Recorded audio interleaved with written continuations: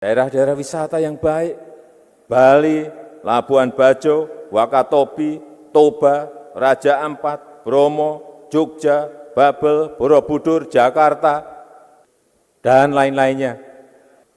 Kenapa dalam situasi krisis global seperti ini malah berbondong-bondong ke luar negeri,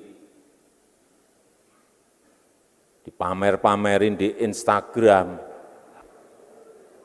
apalagi pejabat. Saya diundang ke luar negeri itu mungkin setahun bisa lebih dari 20 undangan. Saya datang paling 2 atau 3. Karena betul-betul saya rem, ini ada manfaat konkret enggak sih? Karena juga keluar uang kita keluar itu. Jadi hal-hal yang seperti itu rem. Rakyat juga kita beritahu,